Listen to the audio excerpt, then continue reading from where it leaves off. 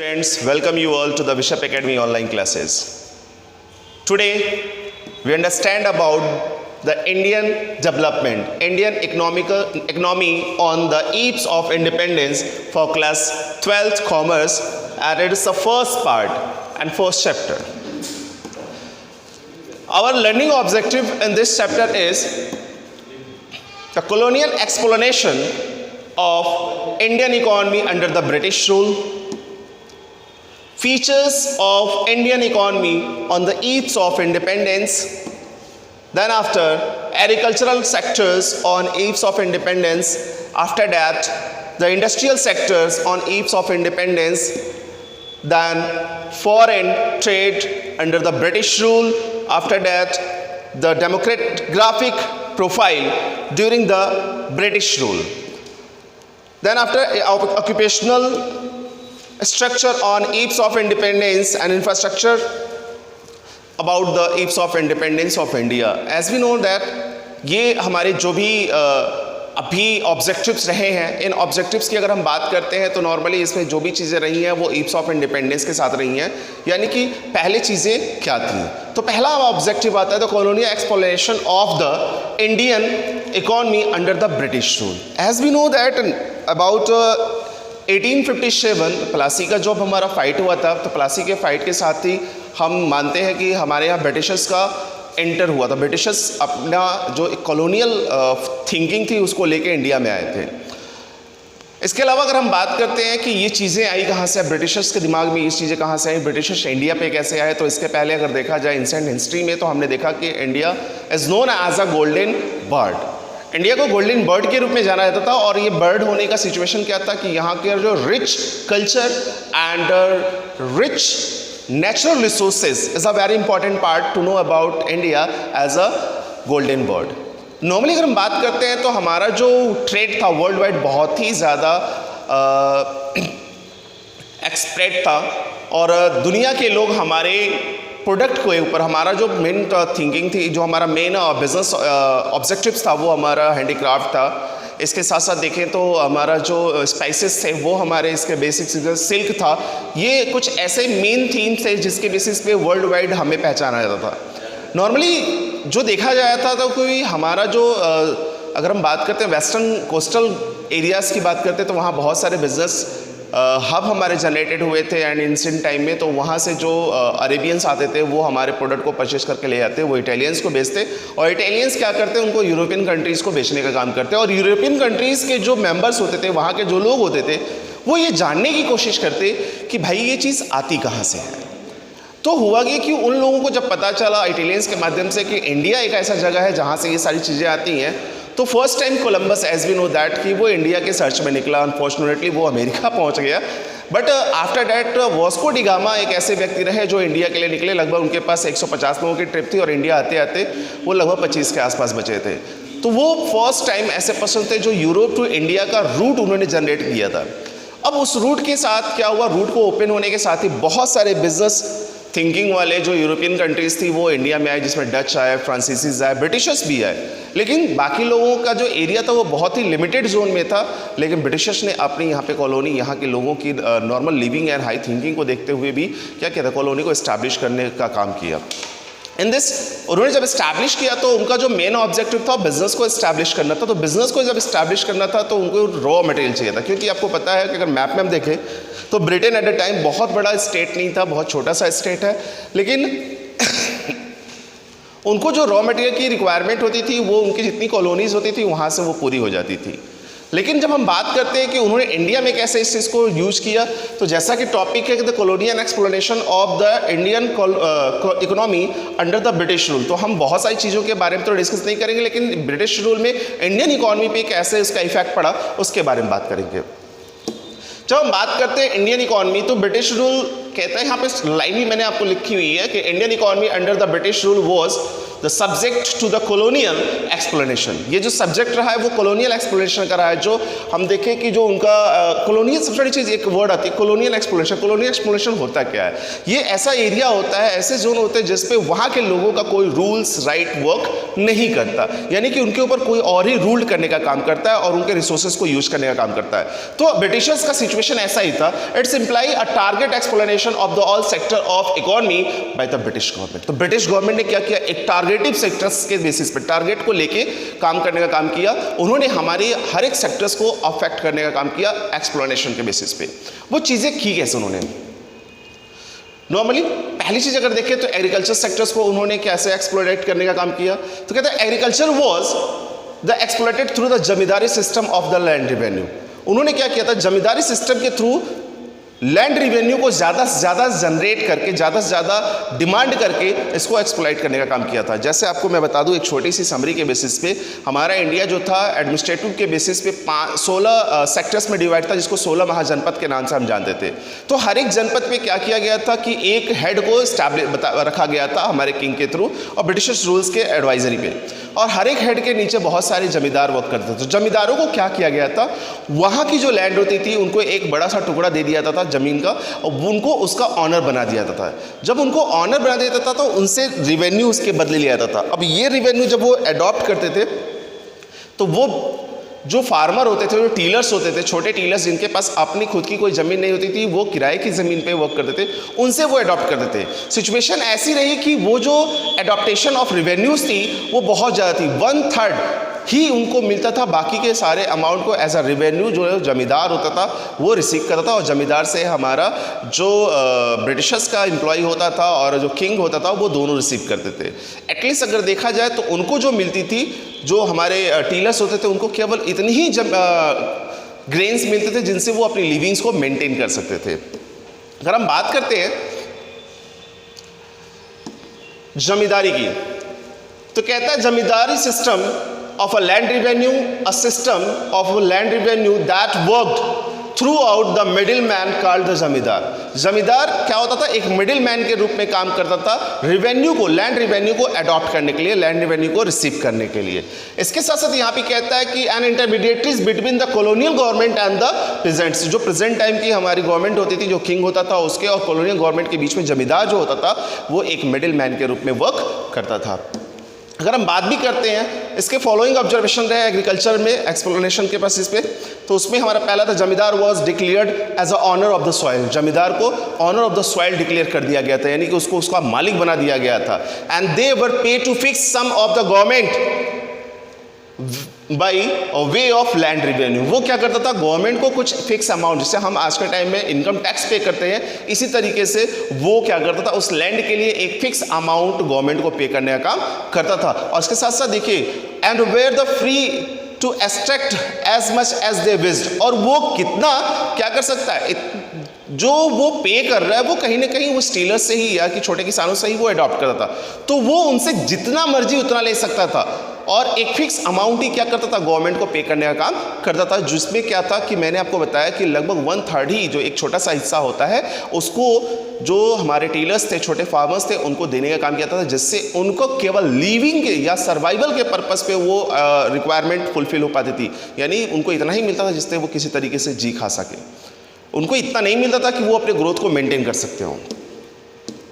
अगर हम बात करते हैं colonial exploration of industrial sectors की बात करते हैं, तो इंडस्ट्रियल सेक्टर्स की जब बात करते हैं तो हमारे यहाँ जो बेसिक सेक्टर्स था वो मोस्टली अगर देखें तो हैंडीक्राफ्ट था। Normally we can be understand through the line the prior the British rule the industrial sectors in India was well known for its handicraft. Indian handicrafts works the produced by the hand laborers enjoyed a worldwide reputation for their variety and the quality।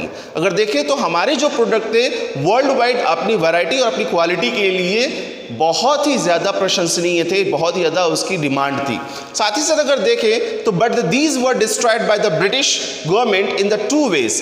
British government ने इसको 2 तरीके से destroy किया था। पहला जो था वो तरीका हैवी ड्यूटी चार्जेस था, और उनको दूसरा यहाँ पे पहला हैवी ड्यूटी चार्जेस था, और दूसरा तरीका ये था कि वो उस पे एक्सपोर्ट को जब हम करते थे तो वो चार्जेस ज़्यादा मेंटेन करते थे, हमें इंपोर्टर बना के रख दिया था। तो वो उन्होंने अपनी रिक्वायरमेंट के अकॉर्डिंग ही हमारे जो इंडस्ट्रीज थी उसको इस्टेब्लिश करने का काम किया था।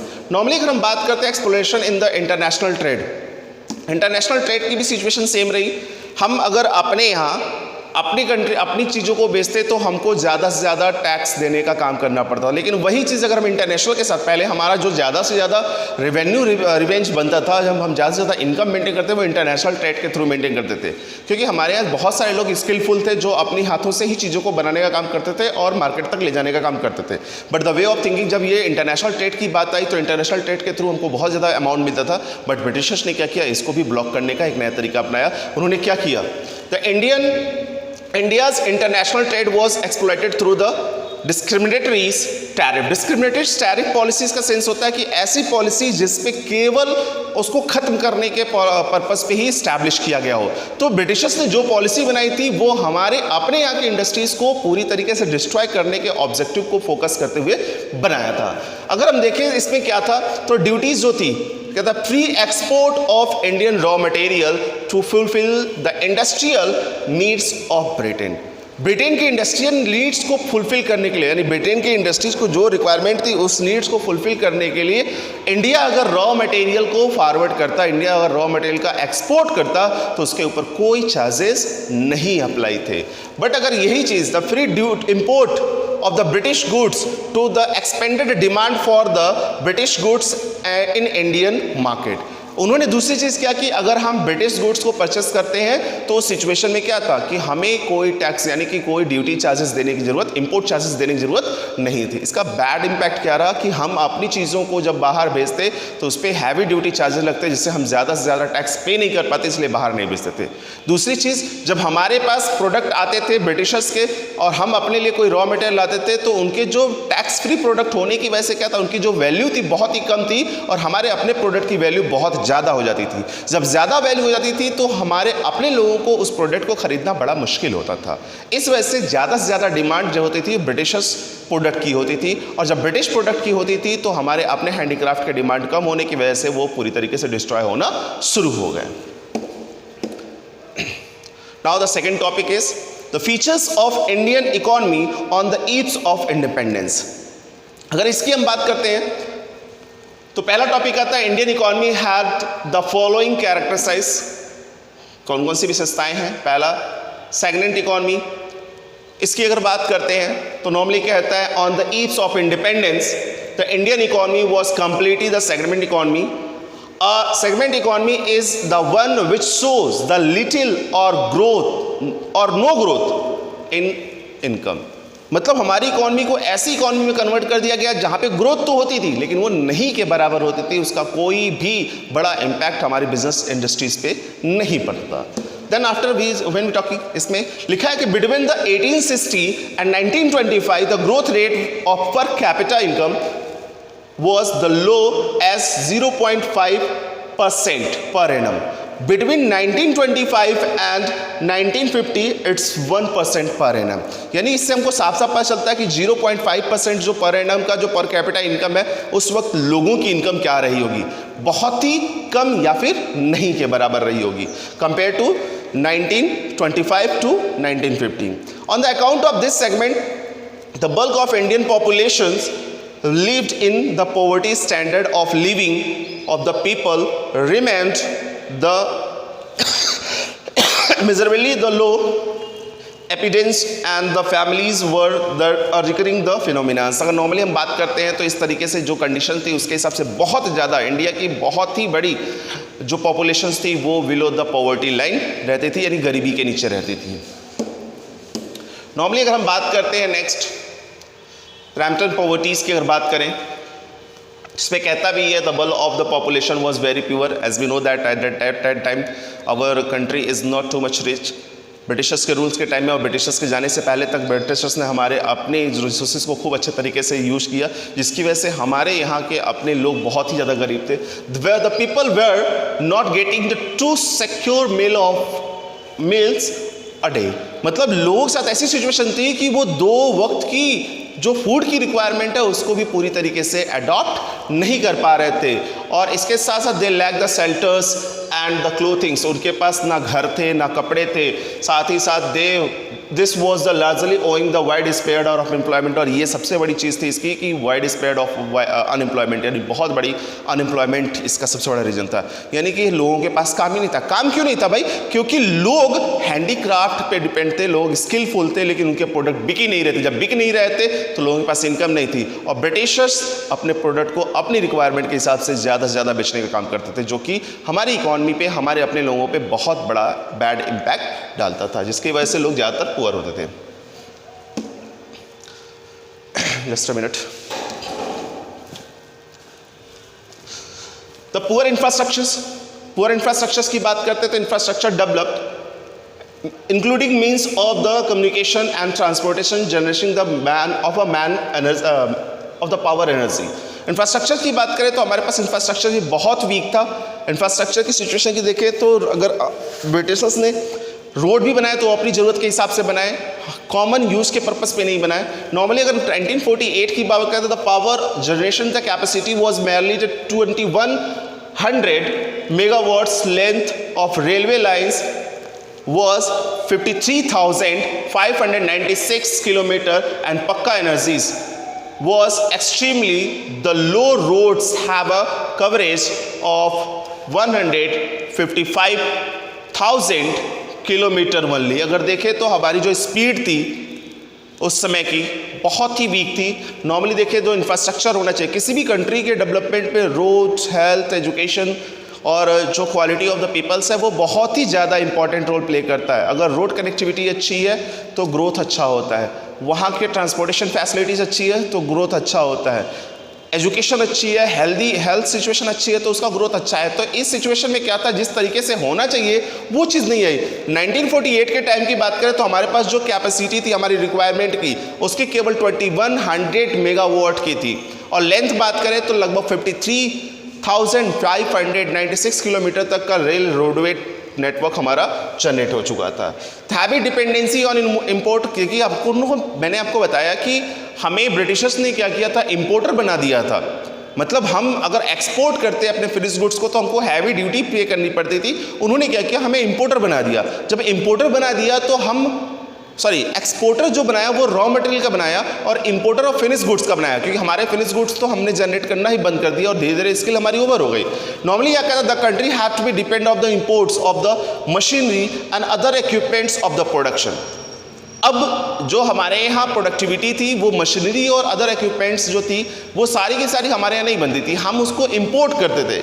नॉर्मली ये भी कहता है arm force of a country also depend of the heavy और the foreign imports for most of the defence equipment. अगर देखें तो हमारी अपनी आर्मी भी आज के टाइम में भी बहुत बड़ी मात्रा में क्या करते हैं, डिफेंस इक्विपमेंट्स को फॉरेन से परचेस करने का काम करती है, जो कि ये डिपेंडेंसी को क्लियर करता है कि आज भी हम क्या है, इंपोर्टर कंट्री के रूप में जाने जाते हैं, ना कि एक्सपोर्टर कंट्री के रूप में जाने जाते हैं। लिमिटेड अर्बनाइजेशन, आज के टाइम में देखें तो पहले एक बड़ी सिंपल सी स्टेटमेंट आती है कि इंडिया गाँव में बसता है। क्यों बसता है? क्योंकि शहरों का विकास ही पूरी तरीके से नहीं किया गया। तो इसमें रहा क्या, at the time of independence the bulk of the population of Indian lived in village. Independence के टाइम की अगर बात करें तो बहुत बड़ी पॉपुलेशन विलेज में रहती थी, गांव में रहती थी। इन 1948 the only 14% of the population lived in urban areas while the 86% lived in village area और द रिमोट एरिया।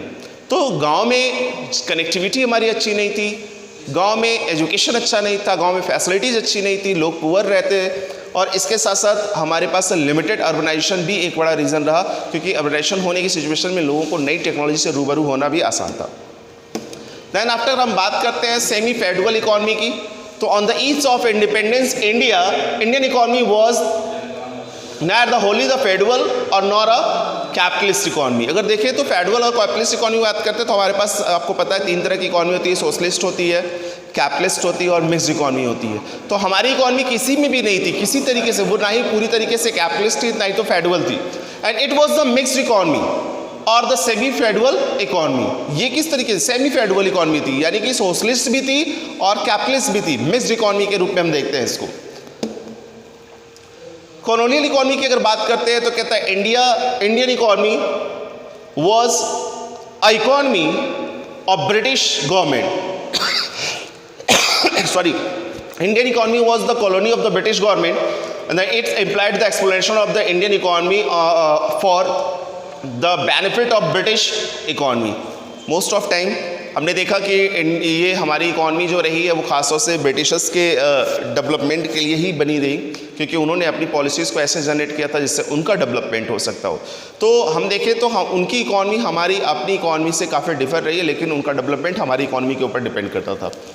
साथ ही साथ ये the following observation highlighted Indian economy suffered at the hands of the British rule. अब क्या क्या रहा उनके साथ जिससे सफर करता है? British government curbed domestic industries by the imposing the heavy tax. उन्होंने क्या किया? डोमेस्टिक इंडस्ट्रीज को डिस्ट्रॉय करने के लिए हैवी टैक्सेस को अप्लाई कर दिया। The Indian economy was the use as a source of the raw material to the for the British industries. Indian economy को देखा जाए तो उन्होंने एक सोर्स ऑफ रॉ मटेरियल के रूप में ब्रिटिश इकॉनमी को एस्टैब्लिश किया, मतलब इंडियन इकॉनमी को देखा, इंडियन सेक्टर्स को देखा। Now for today, that's all. Thank you, and all the works and assignment will be given on the Google Classroom for you all. Thank you.